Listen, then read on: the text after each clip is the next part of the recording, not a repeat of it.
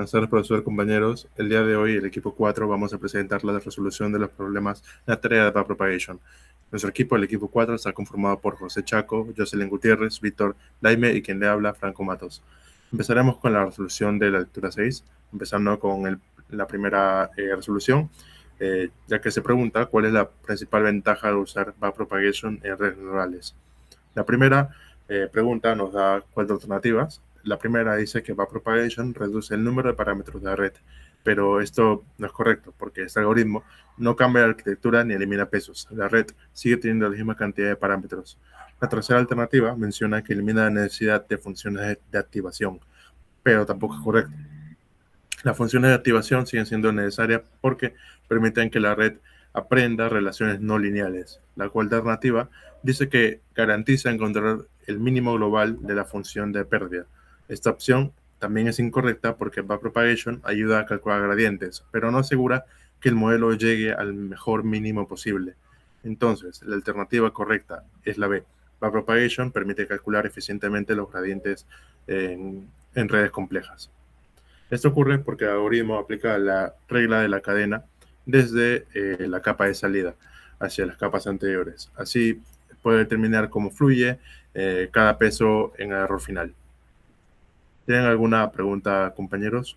Yo tengo una pregunta. ¿Por qué backpropagation es tan importante si igual podríamos calcularlo con los gradientes manualmente?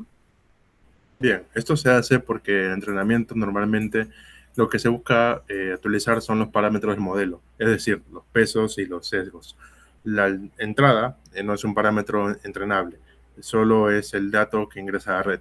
Por eso, aunque matemáticamente se podría calcular, no es parte del proceso Ok. principal para ajustar el modelo en este ejercicio. Ok, ahora continuamos con la resolución del ejercicio número 2. Para ello, el ejercicio nos pide calcular la derivada parcial respecto de y para la función x cuadrado y más yz y nos dan los siguientes valores: x igual a 2, y igual a 3 y z igual a 4. Pero ello vamos a iniciar una serie de pasos, siendo el paso 1 identificar la derivada parcial respecto de y. Para ello vamos a tratar a las demás variables como constantes, es decir, que tanto x y z se consideran constantes, ya que solo vamos a analizar la función cuando cambia y. La función el segundo paso es derivar término por término. Como podemos ver, primero tenemos el término x cuadrado y. Como se explicó anteriormente, x cuadrado es constante respecto a y, entonces nos quedaría x cuadrado. Y para el segundo término tenemos que yz, como z también es constante respecto a y, nos quedaría z, dando como resultado x cuadrado más z. Ahora en el paso 3 vamos a sustituir los valores. Como se mencionó anteriormente, x es igual a 2 y z es igual a 4. Reemplazando los valores nos da un resultado final de 8. Eh, para ello tenemos que, para interpretando la solución, tenemos que la derivada parcial mide la sensibilidad de la función respecto a una variable específica, manteniendo constantes a los demás. En este caso, la función depende linealmente de y, por lo que el gradiente respecto a y se obtiene sumando las contribuciones de los dos términos donde aparece, ¿no? En este caso era x cuadrado, x cuadrado y z, y la suma sería 8, ¿no? Si alguien tiene alguna pregunta. Sí, yo tengo una pregunta. En la parte de la función de x y z, x cuadrado y más, que tenemos en la variable x, aparece en dos términos. ¿Cómo esto se puede interpretar su aporte o resultado final de la derivada parcial? Bueno, el aporte de y se interpreta sumando las contribuciones de todos los términos donde aparece. En este caso, se ha explicado que y aparece tanto en x cuadrado y aparece en y, en la multiplicación de yz. Al derivar respecto de y, el primer término que aporta sería x cuadrado y el segundo término que aporta sería z. Por eso la derivada parcial quedaría x cuadrado más z. Esto significa que el cambio de la función respecto a y depende tanto del valor de x como el valor de z. Bien, quisiera preguntarte, compañero, ¿qué pasaría si alguien reemplaza primero los valores x igual a 2, y igual a 3 y z 4 en la función y luego intenta derivar respecto de y? ¿Sería correcto? Ya. Respecto a la pregunta 2, Franco, no sería lo más correcto si se reemplazan todos los valores desde el inicio, porque la función se convertiría en un número constante. Por ejemplo, si se reemplazaría antes, nos quedaría igual 2 al cuadrado por 3 más 3 por 4 dándonos 24. Si ya tenemos solo el número 24, no se puede analizar cómo cambia la función respecto a y, porque ya se perdió la variable. Lo correcto es primero derivar simbólicamente y recién después reemplazarlo. Ahora pasamos con la resolución del problema número 3. El ejercicio número 3 nos pide el modelo de regresión logística con una entrada de x igual a 50, la etiqueta y igual a 1 y los parámetros iniciales w y b son igual a 0. El problema nos pide hallar la gradiente de la función respecto al peso después de aplicar un forward pass y un backward pass. Para ello, igual manera, vamos a iniciar o realizar este ejercicio por pasos, siendo el paso 1 el modelo, no, siendo el paso 1 la aplicación de forward pass, donde primero calculamos z, siendo esto igual al peso por la entrada más el vías. Reemplazando los valores que nos dieron arriba, tenemos que este es igual a 0 por 50 más 0, dándonos como resultado 0. Ahora aplicamos la función sigmoide. Este es igual a 1 sobre 1 más la constante de Euler a la menos z. Como z es 0, la función nos da 0.5. Ahora vamos con el paso número 2, la función de pérdida. Para la regresión logística se usa la pérdida de entropía cruzada binaria. Para ello, la fórmula es menos y del logaritmo del modelo de predicción menos 1 menos el y por el logaritmo de 1 menos el modelo de predicción. Con el sigmoide, entropía cruzada, ya que y es igual a 1, el término o el apartado de la derecha nos quedaría 0, y 0 por el logaritmo nos da 0. Por eso nos queda y o la función el modelo de predicción menos y por la entrada. Ahora vamos a pasar al paso 3, donde aplicamos el backward pass. Para ahí vamos a reemplazar los valores que tenemos. El modelo de predicción 0.5 menos 1 por la entrada, que es 50. Esto nos daría un total de menos 25, siendo este el resultado final, ¿no? En cuanto a la interpretación, nos damos cuenta que el gradiente negativo indica que para reducir la pérdida, el peso debe aumentar en la siguiente actualización. Como la etiqueta es y es 1 y la predicción es 0.5, el modelo todavía subestima la clase positiva. Si tienen preguntas. Sí, tengo una pregunta. Si el valor de entrada es x igual a 50, ¿por qué aún así la predicción inicial no cambia y se mantiene en y sombrero 0.5? Allá. Lo que pasa es que aunque la entrada sea grande y el peso inicial sea 0, entonces el forward pass nos quedaría, por más grande que sea la entrada, al multiplicarlo por 0 igual nos daría 0, ¿no? Por tanto, el valor de la entrada no influye todavía porque está multiplicado por un peso 0. Luego, al aplicar el sigmoide, este nos da 0. Al aplicarlo al sigmoide, como se aplicó, nos daría 0.5. Esto nos da a entender que al inicio el modelo no ha aprendido ninguna relación entre la entrada y la salida. Por eso la predicción es neutral, ¿no? Gracias.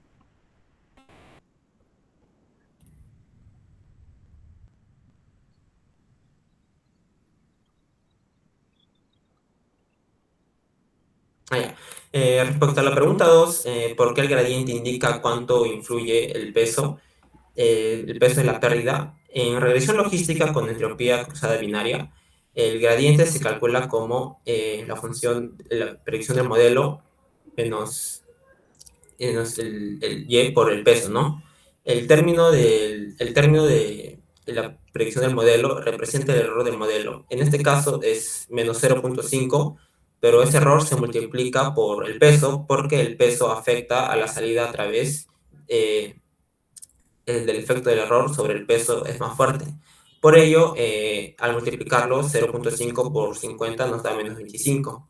Entonces, el gradiente combina dos cosas, el error de predicción y la magnitud de la entrada. Ahora le doy paso a mi siguiente compañero.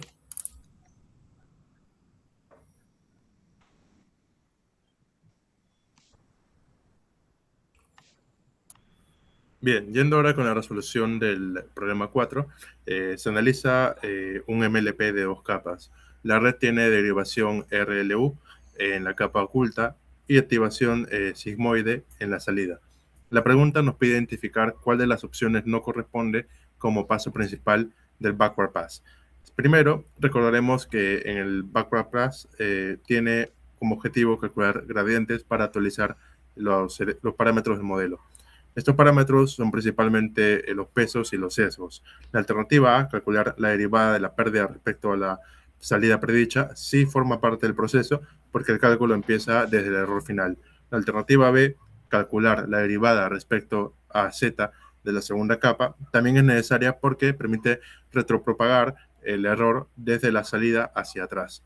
La alternativa C, calcular la derivada respecto a W de la primera capa, también es correcta dentro del proceso porque W es un proceso entrenable y debe actualizarse durante el entrenamiento. En cambio, la alternativa D habla de calcular la derivada de la pérdida respecto a X. Eso significa calcular el gradiente respecto a la entrada. Sin embargo, la entrada no es un parámetro entrenable, sino que el dato es el que se recibe la red.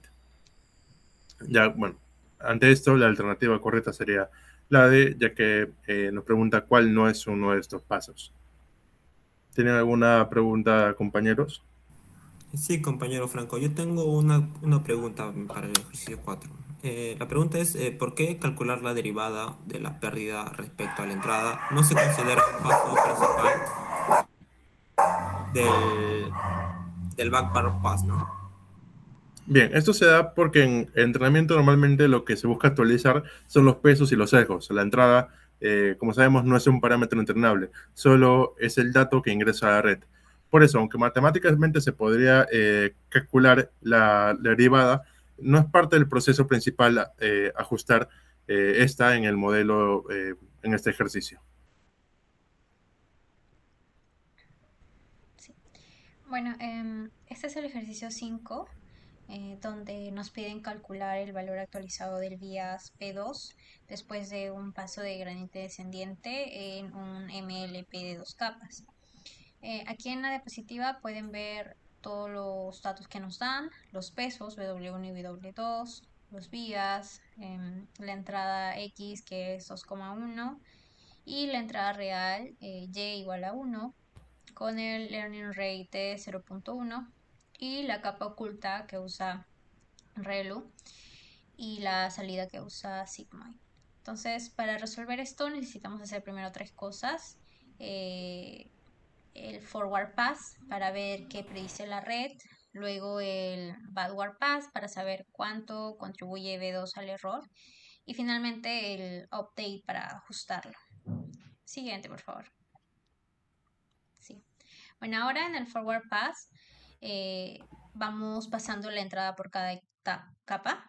En el paso 1 calculamos Z1, que es multiplicar W1 por X y sumarle B1. Esto nos da 0,9,1,6. Ahora, luego en el paso 2 aplicamos el ReLU y como ambos valores son positivos, entonces el ReLU no cambia nada y A1 queda igual a 0,9,1,6. Luego pasamos a calcular Z2 con la segunda capa 0.6 por 0.9 más 0.7 por 1.6 más el vía 0.4, lo que nos da 2.06. Y finalmente en el paso 4 aplicamos el sigmoid al 2.06 y obtenemos que Y sombrero es igual a 0.8870.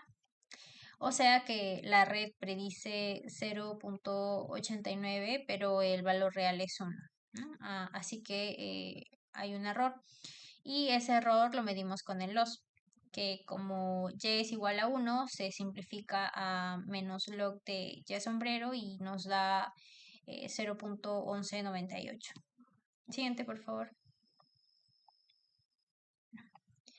Ahora en el backward pass, aquí tenemos un dato clave que cuando usamos sigmoid junto con el binary cross entropy, la derivada de loss respecto a Z2 se simplifica a simplemente Y sombrero menos Y. Entonces es 0.8870 menos 1 que da menos 0.1130.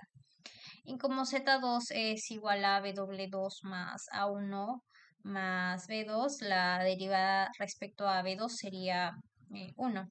Entonces, la derivada L sobre B2 es igual a menos 0.1130. Y finalmente aplicamos la regla de gradiente descendiente, en donde B2 nuevo es igual al B2 viejo menos el alfa por el gradiente. Esto es 0.4 menos 0.1 por menos 0.1130, que da 0.4 más 0.0113, que es 0.4113. Y bueno, la respuesta a esta alternativa es la A. Y si verificamos haciendo otro forward pass con el B2 nuevo, la predicción sube de 0.8870 a 0.8899, que está más cerca a 1, y el loss baja. Esto confirma que el modelo está aprendiendo. Si tienen alguna pregunta. Sí, compañera, tengo una pregunta. ¿Qué hubiera pasado si algún valor del Z1 hubiera sido negativo? Bueno, si algún valor de Z1 fuera negativo, ReLU lo volvería a 0 y la derivada también sería 0. Esto significa que la neurona se apagaría y ya no contribuiría a la gradiente. Este es un problema conocido que se llama dying ReLU. Bueno, en nuestro caso ambos valores eran positivos, así que ReLU no afectó en nada. Ok, bueno, gracias. Yo también tengo otra pregunta, compañero. Mi pregunta es de qué pasaría si usáramos un learning rate más grande, por ejemplo 1, ¿no? Bueno, si fuera 1, el update sería 0.4 menos 1 por menos 0.1130, que haciendo unos cálculos nos daría un 0.5130. Esto nos daría un salto mucho más grande y un learning rate alto puede hacer que el modelo aprenda más rápido, pero también hay un riesgo de pasarse de largo y empezar a oscilar sin converger nunca. Entonces, con un valor de 0.1 avanzamos con pasos más pequeños, pero más seguros también. Sí, gracias. Ahora doy pase al siguiente compañero. Bien, yendo ahora con la resolución del primer ejercicio de lectura 7, se nos pregunta cuál es la división recomendada para train, validation y test en un escenario moderno de deep learning con un dataset grande, aproximadamente de 1 millón de ejemplos. Primero, lo que debemos identificar es el contexto, ya que no estamos hablando de un dataset pequeño, sino de un conjunto de datos bastante grande. En deep learning moderno, cuando hay muchísimos datos, no siempre es necesario reservar porcentajes grandes para la validación y prueba. Las divisiones como 60, 20 y 20 o 70 y 30 suelen utilizarse más cuando tenemos un pocos datos. En estos casos, necesitamos reservar una parte considerable para evaluar correctamente el modelo. Pero en este caso, como el dataset alrededor de 1 millón de ejemplos, incluso el 1% presenta aproximadamente 10.000 datos. Esta cantidad ya puede ser suficiente para validar y probar el modelo.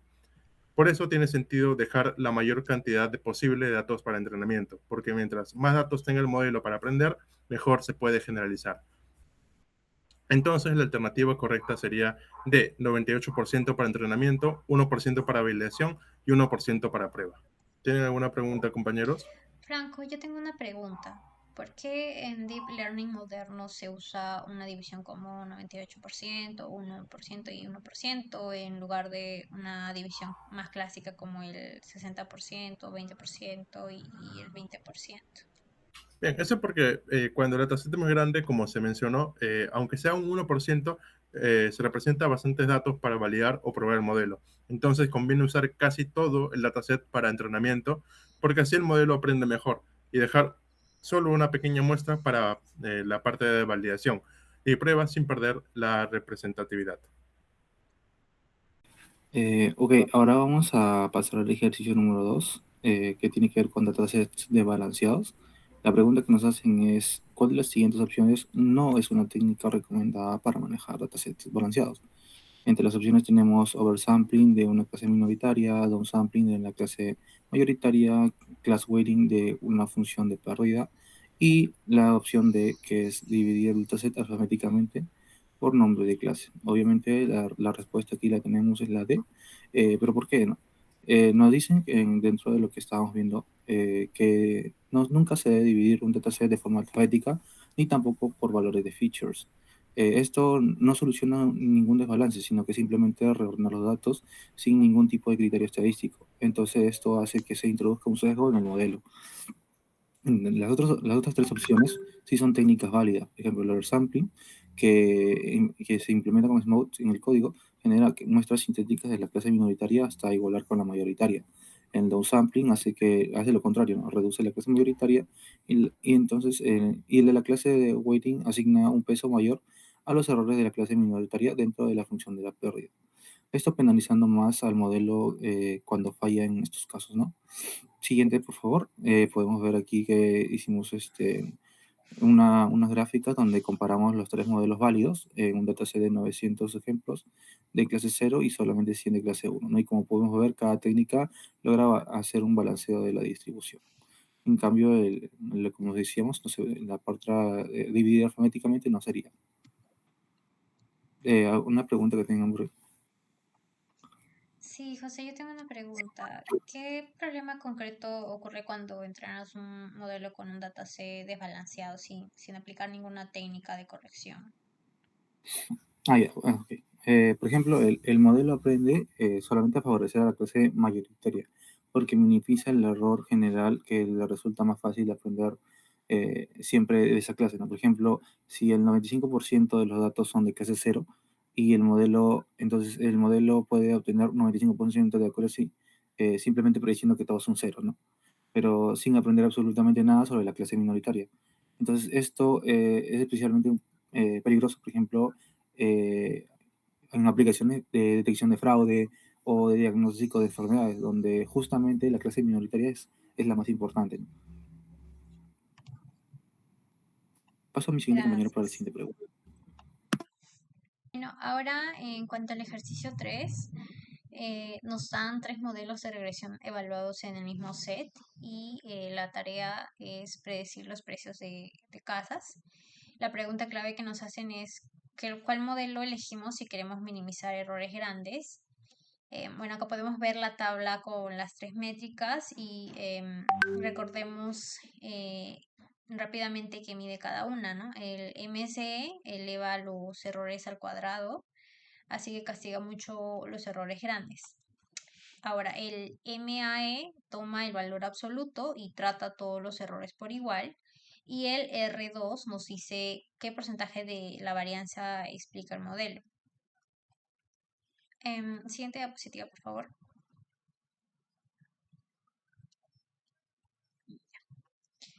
Bueno, em, La clave está en la frase minimizar errores grandes y como el MCE eleva al cuadrado un error de 50 cuenta como 2500, pero un error de 10 cuenta como 100. Entonces MCE es la métrica más adecuada para este caso. El Model C tiene el MCE más bajo con 20 y el R2 más alto con 0.88. Y aunque MAE es el peor con 4.5, eso no importa acá porque el MAE no distingue entre errores grandes o pequeños. Y bueno, acá también tenemos un ejemplo numérico, ¿no? Si tenemos errores de 10 versus 2 o 50. Entonces el MAE dice que son parecidos, pero el MCE detecta este error enorme, ¿no? de 50 y lo castiga más fuerte. Entonces, esto es exactamente lo que queremos cuando predecimos precios de casas, por lo que la respuesta sería la opción C, Model C. No sé si tienen alguna pregunta. Sí, tengo una pregunta primero. ¿Podría existir un modelo con un buen MSE pero con un mal R cuadrado? Sí puede pasar, pero el MC depende de la escala de los datos. Si, por ejemplo, los precios de casas están en millones, un MC de 20 sería excelente, pero si están en miles podría no ser tan bueno. En cambio, el R2 no depende de la escala porque compara el error del modelo contra simplemente predecir el promedio. Por eso es útil ver ambas métricas juntas. El MC te da la magnitud del error y el R2 te da qué tan bueno es comparando, ¿no? Con no hacer nada.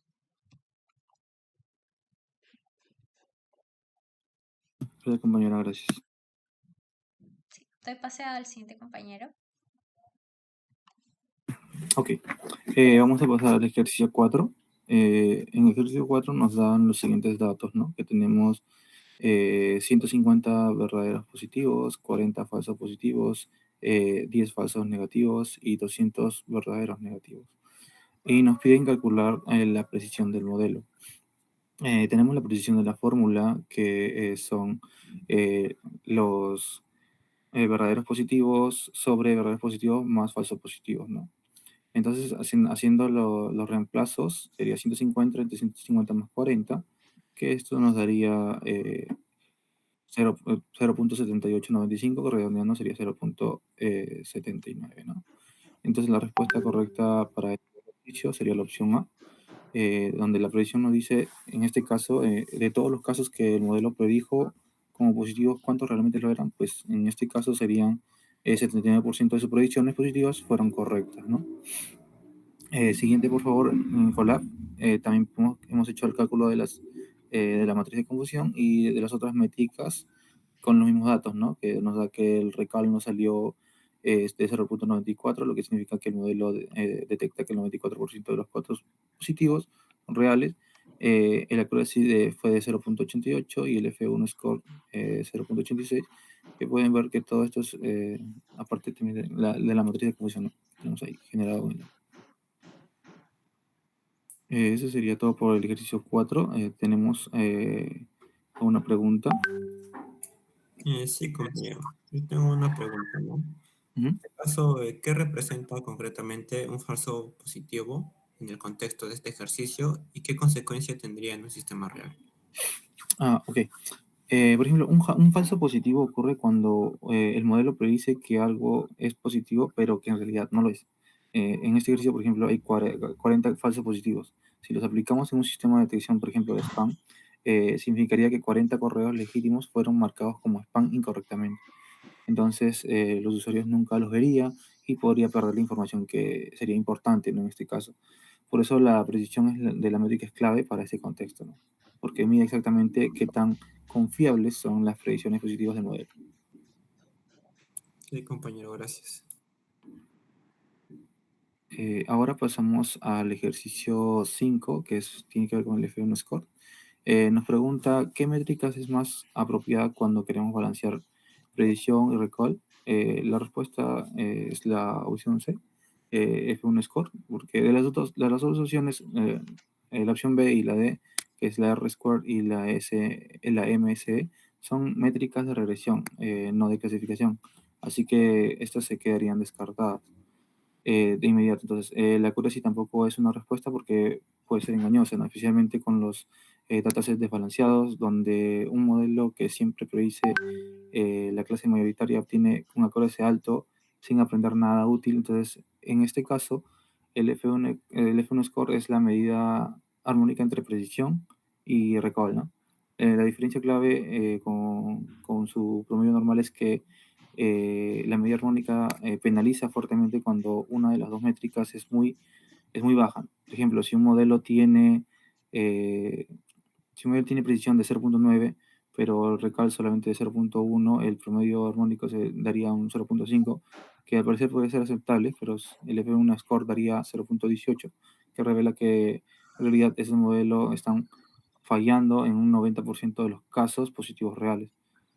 Okay, entonces, dando lo siguiente, en el Colab también generamos dos visualizaciones. Para esto, un mapa de calor que muestra cómo varía el F1 score según la predicción y el recall, y una comparación directa entre medias aritméticas y medias armónicas con predicción fija del 0.9, ¿no?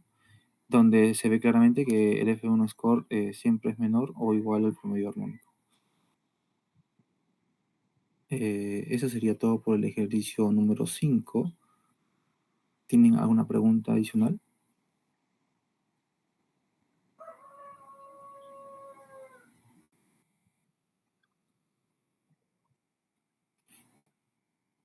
Ok, Franco. El F1 score, principalmente cuando el dataset está desbalanceado o cuando el costo de los falsos positivos y los falsos negativos es relevante y quiero una sola métrica que capture ambos.